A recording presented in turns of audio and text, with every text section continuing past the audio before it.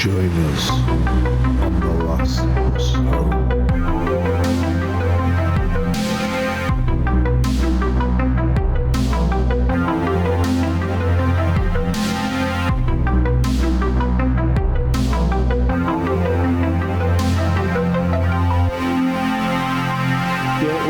If you're the one that cuts it off and you're the one that puts it in the box, it's not really illegal. Right. Well, fair enough then. So I've got nothing to worry about. I wouldn't say so. Well, thanks for the advice, Lee. You're a lovely guy. No problem, no problem. But I didn't just invite you here to give you legal advice. You do know that. Well, I would hope not. Tonight, I've got a really cool story for you. We've got a tale involving poltergeist activity, cursed objects, and a werewolf, all set on a British council estate. How does that all that in one British council estate? Okay, all in one British council estate. Not just your average British council estate on a Saturday night where the wild folks come out. This is serious paranormal stuff. Those cursed items in question that I mentioned are called the Hexham heads. You ever come across that? I have, yes. So the Hexham heads, these were a pair of small, roughly like tennis ball sized, crudely carved stone heads. One was described as masculine, the other feminine, likened to like a witch. And these were unearthed in Hexham, which is in Northumberland, back in 1971, a little town in England. Basically, these stone heads were linked to loads of crazy shit like poltergeist activity, a werewolf type apparition. It made it one of Britain's most notable paranormal cases involving cursed or haunted objects. Not many of them going about. Just before we go into the story, I just want to quickly run over what these heads kind of symbolized. So, the Celtic head veneration, often called the cult of the head, and this refers to the profound symbolic, religious, and cultural importance of the human head in ancient Celtic societies across Europe. So the head was viewed as the seat of the soul. It was where the wisdom, the power, divinity, the connection to the other world, they saw it as your head, basically. Well, to be fair, there's not a lot you can do without your head. You know, this is it, right? And the Celtics knew this, so if you remove, they noticed that if you remove it, shit gets dark. You're not doing much. But no, yeah, I get it. I mean, they're onto something.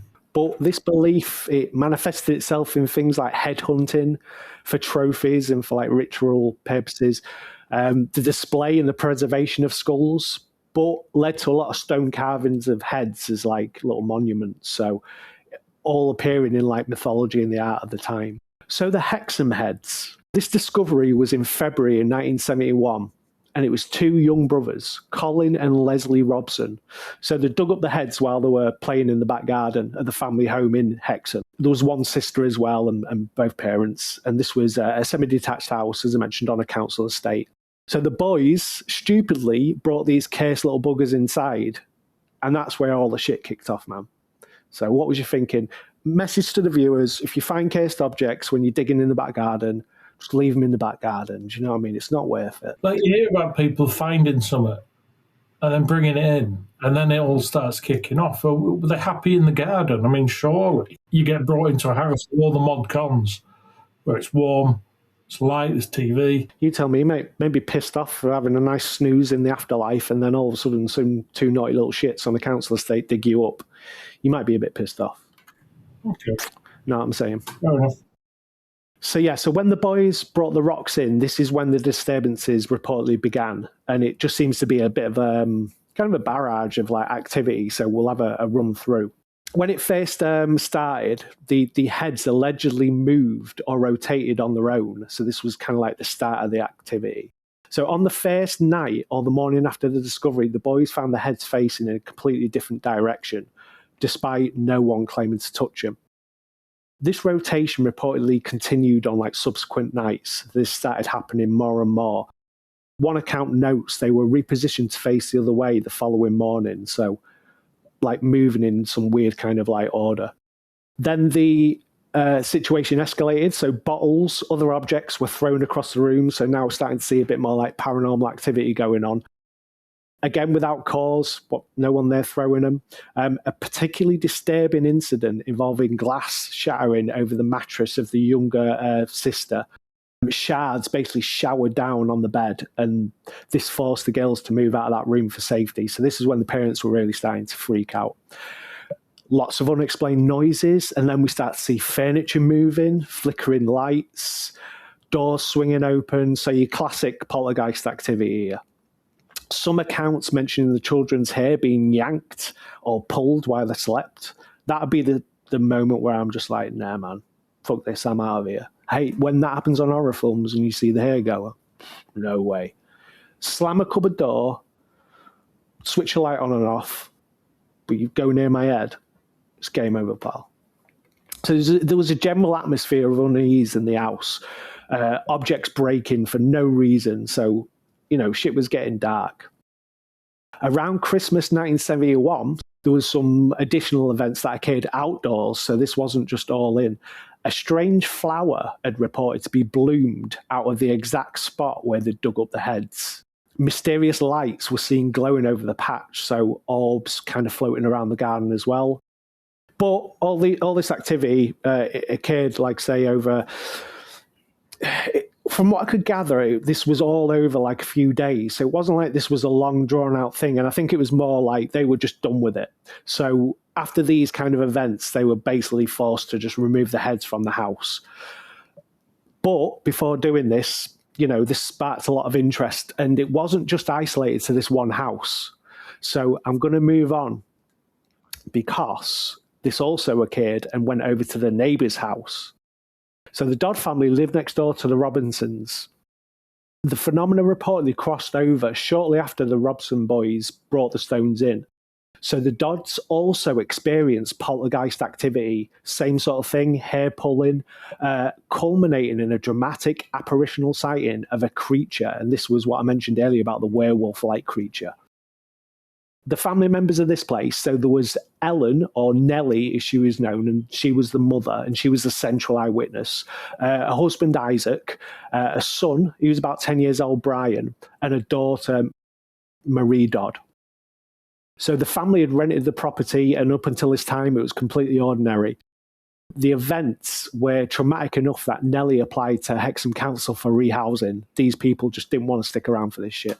Let's go through some of the disturbances. Again, the children had their hair pulled, stories of unseen hands, feeling like being touched while they're in bed, general unease, a bit of minor poltergeist activity, noises, a few things banging, a few lights flickering, things like that.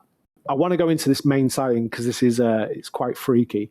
So this most detailed version comes from Peter Brooksmith's Incredible Phenomena, 1984, which was something I came across in the research.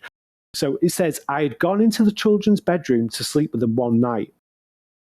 One of the kids was ill. My 10-year-old son, Brian, kept telling me he felt something touching him. I told him not to be so silly. Then I saw this shape. It came towards me, and I definitely felt it touch me on the legs. Then, on all fours, it moved out of the room.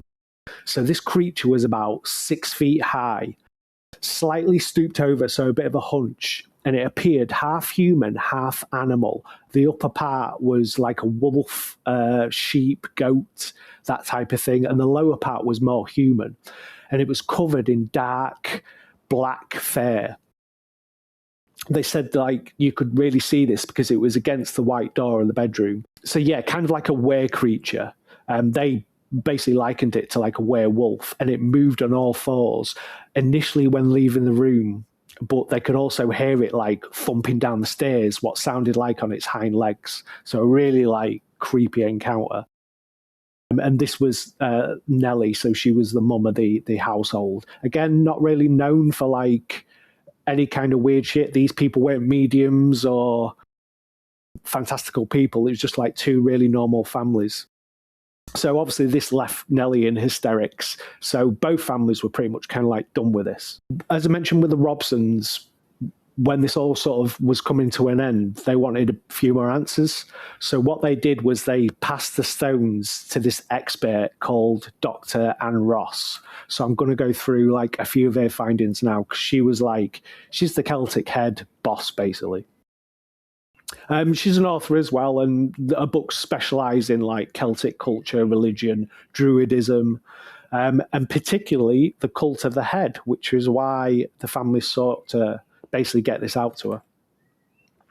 So Dr. Anne Ross, she was a prominent scholar, as I mentioned. Her key works include Pagan Celtic Britain. This was a book she did in 1967. Remains like the text to go to. She had a strong academic reputation, and basically she was just interested in this shit. She loved folklore. She was into the paranormal, but again, this didn't come into her work. It was more like the history side of things. So how she became involved in all this. So in 1971, and this was a bit after the discovery of the boys digging up the bones, Roger Mickett, who was a local archaeologist, sent Ross the photographs and drawings of the two stone small heads. He was like corroborating with the family, and he sort of mentioned, hey, we need to get it to this broad. So Ross, already expert knowledge on the Celtic stone heads and their significance, so she expressed a strong interest in this. She was like, yeah, sign me up, I need to look into this. So she visited Newcastle to lecture and reportedly engaged with the media about examining the heads. So there was starting to be a bit of a buzz about this. And she also wanted to know about Nellie Dodd's weresheep experience. So the heads were eventually sent to her at the University of Southampton for like a detailed study. And regrettably, she took them home to study. And let me say, mate, shit kicked off. Wait, did Nellie settle on weresheep?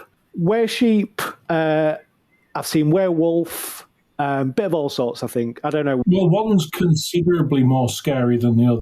I'd be pretty freaked out if I saw a weresheep. I would. Yeah, don't get me wrong. I mean, that would be upsetting, but if I had a choice to have to like face off against one, I'd have to pick the sheep. Yeah, you're right there. They're not known for their predatory instincts. So this creature, like I say, it came into the bedroom and they saw basically the torso, the upper half was animal, bottom looked like human, but they did say like it was a mixture of like a wolf, a goat, so just something with really coarse, dark fur and I guess a bit of a snout.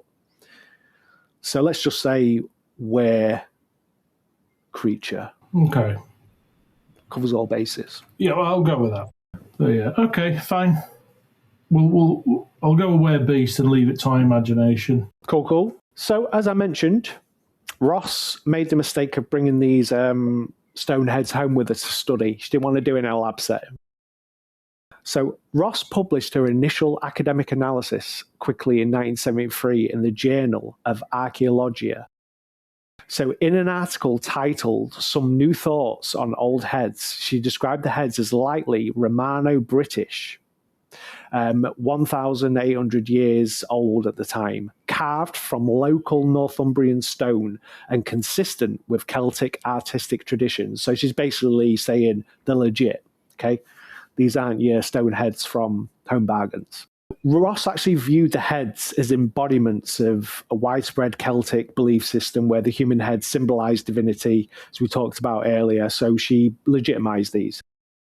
She suggested the garden at 3 Red Avenue, where the boys dug them up, was an actual ancient Celtic shrine, or maybe close to one, potentially explaining why the heads were buried and the associated phenomena. So is there no appetite for excavating the garden then? Not too sure. It didn't really go into much after that. I mean, like I say, this is a council estate, so I don't know what the logistics would be on that. Yeah, I guess if a fine's actually on people's homes. Well, I suppose there's some moral and logistic problems there. Whenever you watch Time Team, it's always in some farmer's backyard. I'm always like, pull the other one, you put that shit there. Ross noted an instinctive dislike for the heads, despite their unremarkable appearance, and felt they radiated coldness and unease. So she knew there was some bad juju going on with these stone heads. She planned basically a geological analysis before she returned them. But as I mentioned, she went through some paranormal experiences herself due to these heads. So she publicly details supernatural disturbances at a Southampton home while the heads were in her possession, connecting them directly to the artefacts. So let's go through a few things that she saw. So this was early morning, a few days after. So after getting these stones, she woke deeply frightened and very cold, panic-stricken. She saw a tall, about 6 foot, slightly stooping, shadowy figure exiting the bedroom into the corridor. The description of this was half animal, half man. So she's starting to see the same shit. The upper part, I would have said, was a wolf, and the lower part was a human, covered with a kind of black, dark fur. So, she felt compelled to follow this downstairs, and she did towards the kitchen before it vanished. She searched the house, and there was nothing. So really similar to what the other family saw on that one. Bit of a shadow kind of beast. Her daughter, who obviously was in the same house, this was a few days later. So teenage Bernice returned from school and saw a large, dark, again, werewolf-like figure on the stairs. It jumped over the banister, landed with a smack, almost like the padded foot of an animal. And it rushed towards the back of the house and then just, again, basically disappeared.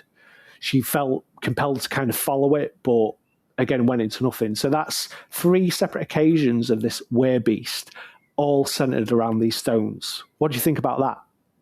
Because that's some wild shit. If they're saying that they're Romano-Celtic, I'm guessing that means like from back the Roman times when they were mingling with our guys. And there's 2 stone heads. It does make you think of Remus and Romulus, who founded Rome, and they were raised by a pack of wolves. So I'm wondering if it's got that, if there were maybe statues of them 2. And like I said, they were raised by wolves, so we don't know what kind of spin-offs and DLCs there were from that. Again, man, I'm going with, I know you've argued with me on this point before, but every culture seems to have its skinwalker. Now, I know you won't class this beast in any way as a skinwalker. I know you direct it to a location. I can see the rolling in your eyes, but mate, this is the archetypal skinwalker. It's the beast, it's the shapeshifter, it's the animal, it's the malevolent entity that comes to you and maybe warns you or that type of thing. Are you too much of a skinwalker purist? No, it's just skinwalkers. Well, from Arizona. Well, now they're from a council estate in England. Not from 800 BC England. That's for sure. I'll die on that hill, whether I'm right or wrong. But those skinwalkers turn into the animal themselves, but they're obviously not naturally that animal, so they get it slightly wrong. I don't think they do the whole classic dogman look. I think they actually try to look like the animal, but the maybe the limbs are not quite right and stuff like that. I don't know if they do the full, like, Bela Lugosi Wolfman thing. Maybe I'm generalising the skinwalker too much. Well, that's it. They're people too, Right. Oh no. You get that broad brush out, Lee, and you start throwing it about, and you just upset people. You can't be doing that because these people apparently have got themselves magic, and they can aim it at you quite easily. And I reckon these days, with the how tech savvy people are, it'll get you through the net. Don't judge me, skinwalkers. I'll get you back. So, Ross explicitly linked these events to the heads. She was sold on that. She was like, yep, these heads are some wild shit. That's 3 people who have seen the werebeast. These heads are messed up. And she linked her and her daughter's sighting of the half-beast creature to the initial family, Nellie's account. So she knew there was something linking here and going on. She reported that the disturbances ceased as well after she removed the heads from her home. So again, more kind of things that these were linked. A 1976 BBC nationwide report featured interviews with Anne Ross. And these used like dramatic clips from, I believe it was like Hammer's Curse of the Werewolf to kind of like interlink and basically tell a bit of this. I think these are available on YouTube as well. They are, yeah. It was a notable case. There was, a bit of buzz about it. I think solely really because the families weren't seen to be, like I say, just out there. They were just wanted to keep themselves to themselves. This stuff happened. It's not like they went out to the media and went, we live in a haunted house. They basically sought like some academics' help and tried to pretty much largely stay out of it. But I did note in my research, there was an exorcism that was reported, basically it was performed on the Robson home. And after that, the activity ceased. So I don't know if it was because they got rid of the stones and then they did an exorcism straight away. Maybe the exorcism wasn't exactly needed. Personally, I think you wasted your money there. You should have just got rid of the stones. But they wanted to make sure, get a priest in, clean the house. Exactly. Done. And then that was pretty much the end of it. So like I say, it didn't really go on a long time. This was pretty much, for the two families, over a matter of about a week. But then it kind of like went on a little bit. And like I say, they had that occurrence at Christmas where they saw the plant and a few like random occurrences. But pretty much when they got rid of the stones after that kind of like first week, then it was like, do you know what I mean? They didn't really suffer while like they're seeing the beasts or any more poltergeist activity. It seemed to be the main part of the activity focused around whoever had the stones in the possession. What's your view on cursed items? Are you a believer? If, like stone tape theory, if a building can absorb stuff, why can't a soda stream bottle? So, yeah, I get it. Interesting you mentioned that. I came across a few things linked to this about the stone tape theory. Oh, okay. What is that? Stone tape theory. It's basically, let's take a building, that's where it's mostly used. If there's lots of trauma, murder, feelings, emotions, love, whatever, happiness, laughter, it gets picked up in stone. And it's like your hauntings that are... Morphic resonance. Yeah, you've got your different hauntings, haven't you? You've got your ghost hauntings that have a purpose, maybe unfinished business or some anger or whatever. But then there's your other hauntings, which are just like recordings. So they don't interact with you, they don't know you're there, you can't interact with them, they're just replaying an event. That's stone tape theory. The stone has taped a thing, like when R2-D2 fires out Princess Leia and sends Luke that email, in Star Wars. It's like that. It's like just performing a message or just redoing an activity. And, it's because it's been absorbed by the stone walls. So it's the stone tape theory. It just gets copied into the atmosphere. So if a wall can or a building can absorb all this, like I say, then why can't a book, like a pen, an author's favourite pen who he always has, or maybe a sportsman's lucky G-string or jock strap, whatever they call it, objects that people would keep with them all the time, which you would keep with you more often than your house. Some people, maybe a lot of people's wallets will be cursed. But with that, well, mine is. It's cursed to be forever hungry. My wallet's a bit of a Wendigo. You can't fill it, and it'll remain skinny. But it's that's where I am with cursed objects. I mean, when you're coming down to the word curse as well, I suppose some someone might lay a curse on an object. That's another conversation, which I don't want to now because that we're doing ourselves out of a bus journey there. But as far as stone tape theory goes, yeah, I reckon we can get cursed objects. They can absorb, like a child's doll. You hear a lot about the dolls. Yeah. There's a few, there's Robert, there's Annabelle, there's different ones. And I've seen plenty of videos on Bizarre Bub where dolls' heads turn and that shit. Bizarre Bub is the man. But, so kids' toys, they'll absorb a lot of emotion from kids. And maybe if these kids are having a bit of a bad upbringing, or a bit of a bad do, or having to experience a lot of bad stuff, maybe that toy has absorbed all of it because that's all they've got to turn to. So, yeah, I do believe in cursed objects, but not in the way that a doll will get its own personality and want to kill you.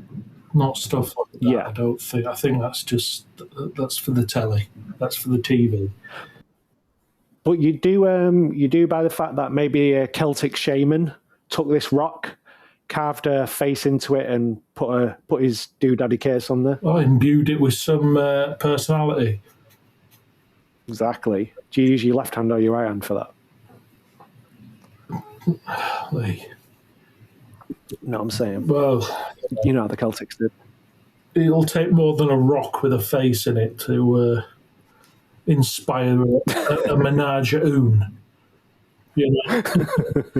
But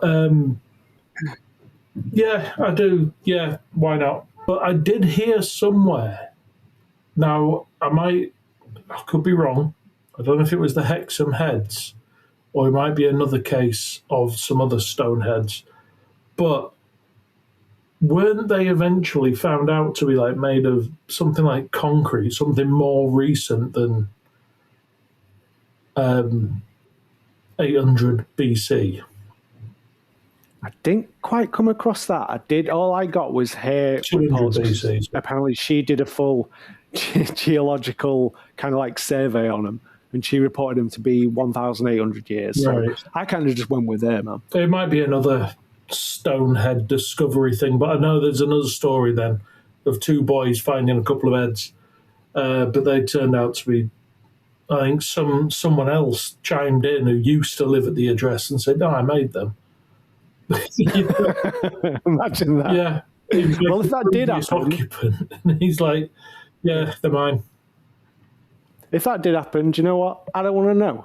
I want to believe in the cooler story. Yeah, we don't need science ruining everything. Exactly. Yeah. Skeptics. No, I get it. Good stuff, mate. Good stuff.